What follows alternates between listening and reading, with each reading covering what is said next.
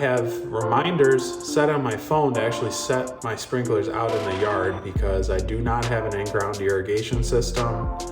I basically run 3 different sprinklers that cover the main section of my yard that I take care of off of a hose timer directly attached to the spigot, programmed to what my schedule needs to be. And I'll show you a couple of the products that I bought that have been working for me.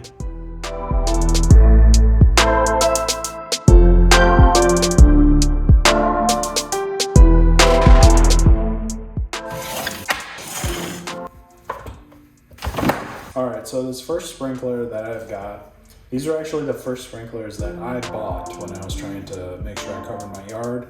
I noticed that I had really low water pressure at my house. This is a gear-driven sprinkler. It's not an impact sprinkler. I ended up finding these at my local Ace Hardware. They're adjustable here on these 2 sliders. You can basically set the pattern, how far back and forth it's going to go in your yard.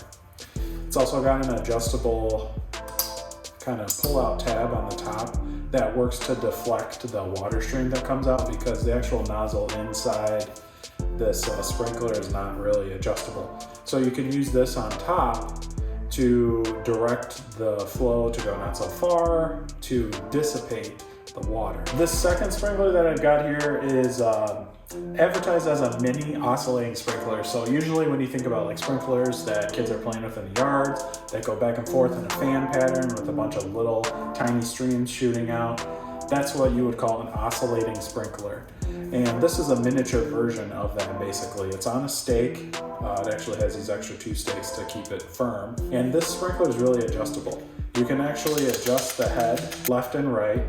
You can also adjust how wide or how narrow the fan on this sprinkler is going to be with these. You can adjust how far it goes forward and backward. On the side here, there's also a knob that you can turn that restricts the water flow that comes out of the sprinkler. So with all of these adjustments put together between the fan adjustments on top, the forward and backward stoppers that you have, the fact that this head can turn, the flow dial on the side, this is a really adjustable sprinkler, and this comes in handy for those really awkward shaped parts of your yard. Does this look familiar?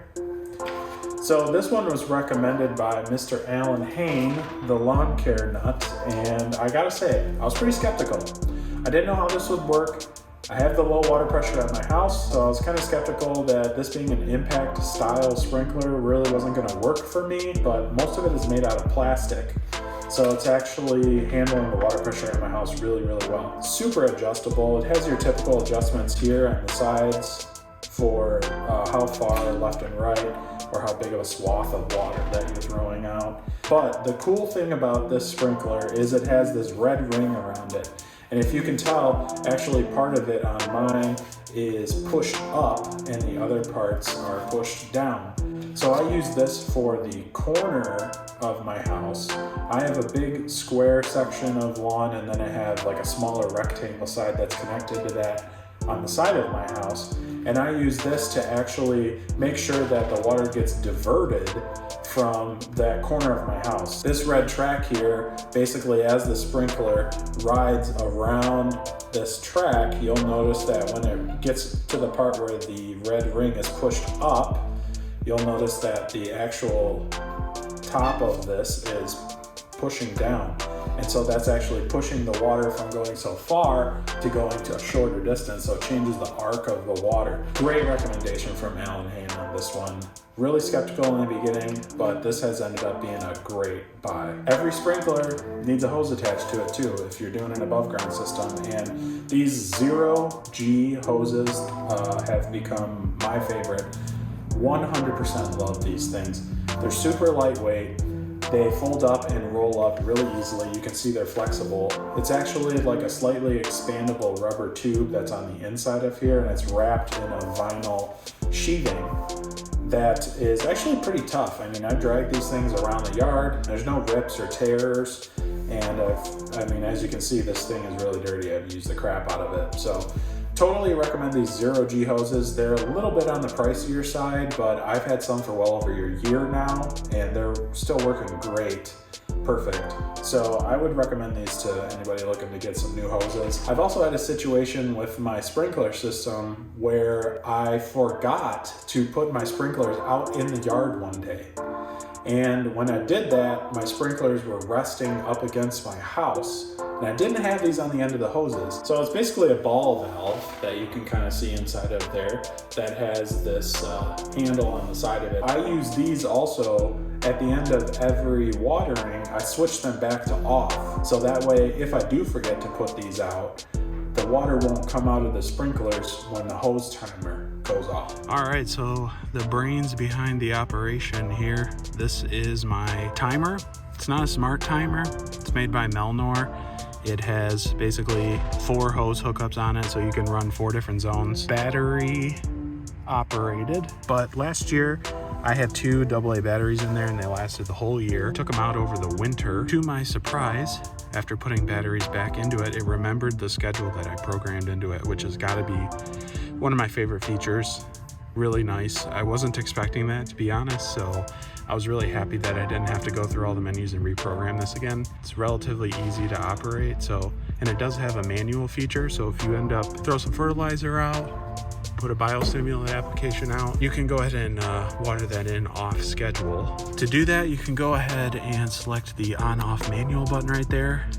It'll allow you to select which zone. I have zones 1, 2, and 4 hooked up. First, we can test out number 4. So go ahead and on off, push the zone button to move to zone number 4.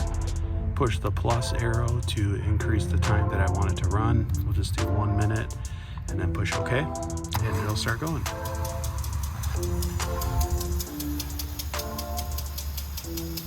There you go. This was a great buy. I recommend it to anybody. And now I'm gonna check zone number 2. So I'm gonna hit on off manual, hit the zone button, switch it to zone 2, increase the time to just a minute, and click OK.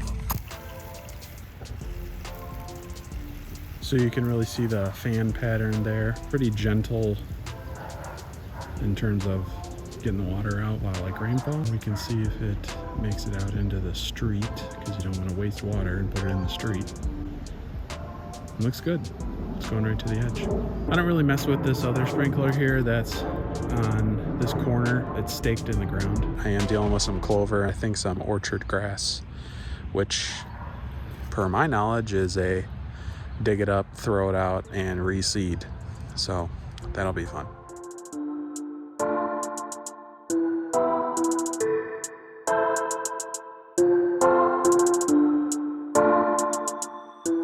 I'll see you next time.